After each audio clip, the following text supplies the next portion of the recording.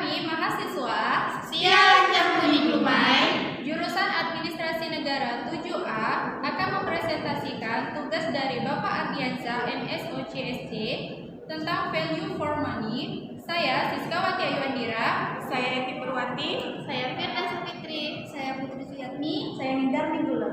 dan terakhir Maya Sari sebagai editor video. Sebelum ke materinya, jangan lupa Like, comment, subscribe, and happy watching.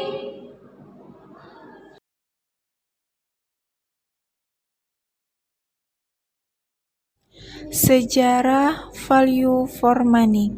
Asal-usul konsep value for money didasari perkembangan audit, akan tetapi tidak dapat ditentukan dari negara mana, karena terjadi peleburan konsep dari lintas negara dan waktu.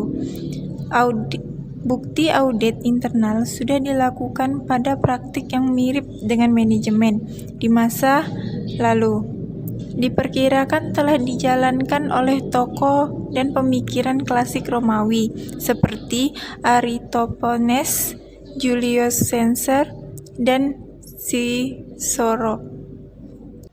Catatan pada Papyrus Zenon memperlihatkan penerapan audit internal di tanah Mesir kuno, yakni pada masa penguasa Yunani Ptolemus Philadelphus pada 2500 tahun yang lalu.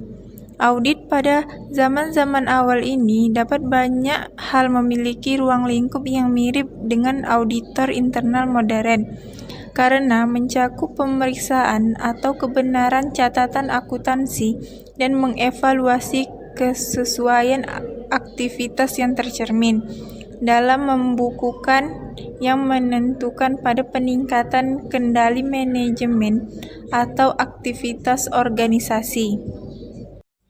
Pada abad ke-19, perusahaan kereta api di Inggris melakukan audit internal dengan mengirimkan petugas untuk mencatat penjualan agen tiket kereta api dan membuat laporan apakah uang hasil penjualan dapat dipertanggungjawabkan dengan benar. Sebuah bentuk audit internal pada sebuah perusahaan kereta api Inggris yang sah dengan petugas mengunjungi agen tiket rel kereta api dan menentukan bahwa semua uang telah dipertanggungjawabkan secara benar.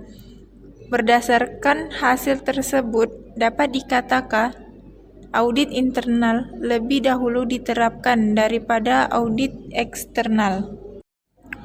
Pada tahun 1920-an di Amerika Serikat, pertumbuhan perusahaan industri skala besar membawa tantangan tersendiri dalam bidang administratif.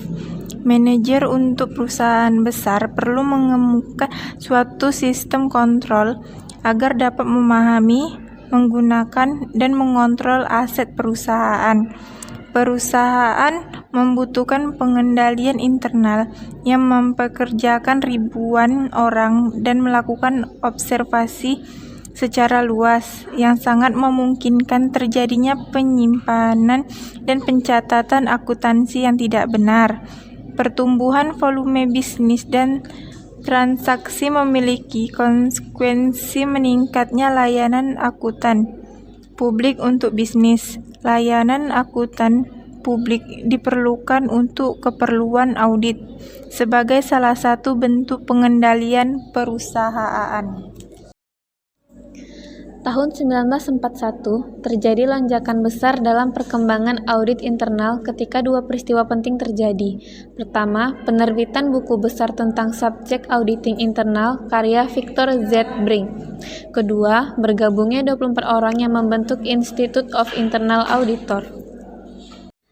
Lalu, pada tahun 1973 hingga 1980, VFM juga berkembang di luar Amerika Serikat, khususnya di Kanada, negara kawasan Skandinavia, dan negara lain, dan terjadi difusi kesepakatan tentang konsep VFM. Konsep tersebut adalah audit operasional, lebih dikenal sebagai value for money atau audit komprehensif. Kanada merupakan negara pertama yang bereksperimen dengan audit kinerja dengan menamainya sebagai audit komprehensif di masa kepemimpinan McDonnell dari tahun 1973 hingga 1980 dengan mengembangkan dan menyebarkan metode audit kinerja pada berbagai level pemerintahan. Lalu pada tahun 1983, audit kinerja di Inggris lebih dikenal sebagai audit VFM. Audit sektor publik yang menerapkan VFM dipicu oleh kemunculan Undang-Undang Audit Nasional tahun 1983. Ketentuan Undang-Undang Audit Nasional tahun 1983 mengenai pengawas keuangan dan audit jenderal secara resmi menjadi bagian dari House of Commons yang menekankan pada nilai independensinya dari eksekutif.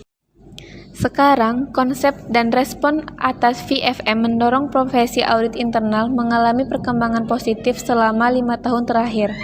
Saat ini, auditor internal diterima sebagai bagian integral dari tim manajemen sebuah organisasi yang memberikan perspektif cakupan yang tidak sebatas mengenai audit keuangan, tetapi juga audit kinerja. Konsep VFM berkembang dan berjalan setidaknya dari konteks pengembangan yang dijalankan oleh para internal auditor, eksternal auditor, baik itu pada sektor publik maupun sektor privat, praktis manajemen, dan akuntansi. Value for money dan tata kelola sektor publik. Terdapat 3 alasan mengapa tata kelola sektor publik yang dijalankan oleh pengelola dalam hal ini pemerintah sangat sulit mencapai tujuannya. Pertama, manajemen sektor publik dianggap lebih sulit daripada manajemen sektor privat karena tidak berorientasi laba. Peran sektor publik sebagai organisasi bertujuan kolektif, menuntut keseimbangan banyak pihak yang termasuk stakeholder. Sektor publik memiliki stakeholder yang luas, pertanggungjawaban pemerintah selaku eksekutif kepada badan legislatif, pertanggungjawaban pemerintah kepada masyarakat yang secara langsung adalah pemberi mandat, dan pertanggungjawaban kepada pasar untuk menciptakan kondisi ekonomi yang mendukung kegiatan pasar. Kedua, pemerintahan memiliki tingkat kompleksitas birokrasi dan ruang lingkup yang sangat luas dengan yang dimaksud layanan sektor publik. Misalnya, ada keterbatasan ruang yang dapat dimasuki oleh pemerintahan, kerumitan network dan kebijakan, dan saling ketergantungan di antaranya. Timbulnya kontroversi apabila kebijakan tidak berjalan sesuai rencana atau bahkan gagal. Sederhananya, jika ada lebih banyak kegiatan pemerintah, maka ada banyak hal yang bisa salah. Ketiga, kegagalan yang terus berulang yang dilakukan pemerintah dalam memenuhi pelayanan publik seperti proses birokrasi pelayanan sektor publik. Solusi bersifat sementara tanpa menyelesaikan inti permasalahan pelayanan sektor publik, dan biaya semakin tinggi untuk nilai kesejahteraan masyarakat. Kelemahan yang selalu melekat pada tata kelola sektor publik adalah nilai keberhasilan yang sulit diukur. Value for money menjadi penting dalam tata kelola organisasi sektor publik karena dapat digunakan untuk menganalisis dan mendorong keberhasilan organisasi sektor publik dengan memberikan saran dan masukan sehingga perbaikan untuk pengelolaan yang lebih baik dapat dicapai. Konsep value for money dapat dimaknai sebagai pengukuran atas pengelolaan keuangan terhadap ukuran ekonomis atau kehematan dan tingkat kepatuhan terhadap peraturan yang berlaku melalui penilaian input, tingkat efisiensi penggunaan anggaran dengan membandingkan input dan output, dan tingkat efektivitas melalui pengukuran tingkat output terhadap outcome yang ingin dicapai. Aspek pengukuran VFM yang terdiri dari 1. Input atau masukan, yaitu sumber daya yang dibutuhkan dalam proses untuk menghasilkan output, dapat berupa sumber daya keuangan, sumber daya manusia, peralatan dan perlengkapan, material atau bahan-bahan lain yang dijadikan dasar terciptanya barang atau jasa. Yang kedua, proses. Proses yaitu suatu kegiatan yang dalam upaya mengelola input menjadi output. Yang ketiga, output. Output yaitu barang atau jasa yang dihasilkan dari pengelolaan input atau dalam artian lain hasil dari proses input. Dan keempat, outcome. Outcome yaitu tingkat fungsi output dan efek langsung output pada jangka menengah atau tujuan yang akan dicapai setelah output tercipta. Setelah memahami konsep IPO dan istilah yang dipakai sistem proses IPO, pemahaman tentang VFM menjadi lebih mudah dipahami. VFM merupakan jenis audit memiliki 3 elemen, yaitu ekonomi, efisien, dan efektivitas. Ekonomis merupakan elemen yang paling sederhana untuk digunakan sebagai analisa dalam VFM karena hanya menetapkan standar pengeluaran melalui anggaran dengan asumsi kualitas layanan yang dibutuhkan memang tersedia dan berkualitas, kuantitas tertentu, serta pengeluaran yang minimal. Pendekatan ini telah diterapkan baik di pemerintah pusat maupun pemerintah daerah yang seringkali menetapkan persyaratan ekonomis secara memadai dalam sebuah kebijakan. Walaupun perlu dipahami, analisis ekonomis belum ada pengembangan yang signifikan. Efisiensi merupakan elemen penting dalam konsep VFM. Efisiensi berarti penggunaan yang tepat dari input sumber daya untuk mencapai output dalam memenuhi kebutuhan atau tepat guna. Suatu hal dapat dikatakan efisiensi apabila dapat menghasilkan output maksimal dengan jumlah input yang telah ditentukan, atau mampu menghasilkan output sesuai ketentuan dengan memproses input seminimal mungkin. Efektivitas berarti memastikan bahwa outcome yang diinginkan diperoleh sepenuhnya dari penerapan sumber daya output. Efektivitas berkaitan dengan sejauh mana tujuan sebenarnya dari pembuat kebijakan tercapai atau tepat sasaran. Disinilah masalah utama muncul dalam menetapkan tujuan kebijakan, program atau pelayanan publik. Dalam konsep value for money, hakikat efektivitas merupakan inti permasalahan. Efektivitas pada dasarnya adalah ketepatan sasaran atau tujuan. Untuk melihat efektivitas dapat ditinjau dari hubungan output dan outcome pada aspek kesesuaian hasil dengan tujuan yang diharapkan.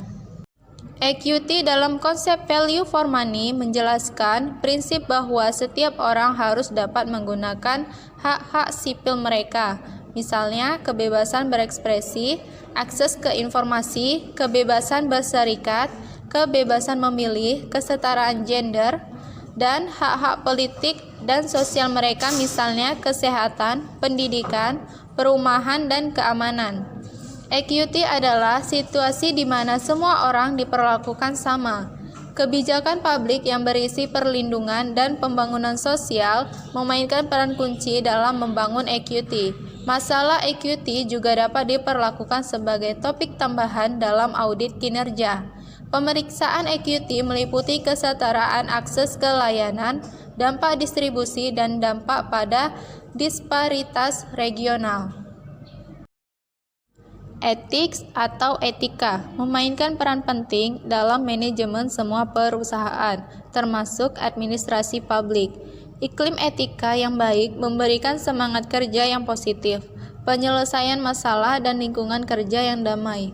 Kode etik pada dasarnya berurusan tentang kesusilaan, ketaatan pada hukum, hubungan baik antara pengusaha, perusahaan, tetapi juga dengan masalah keselamatan dan kesehatan, dan penyelesaian konflik.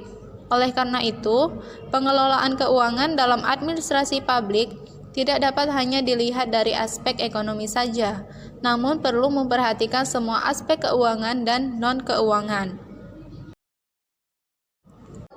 Baiklah, sekian dari presentasi kami. Kurang dan lebih kami mohon maaf.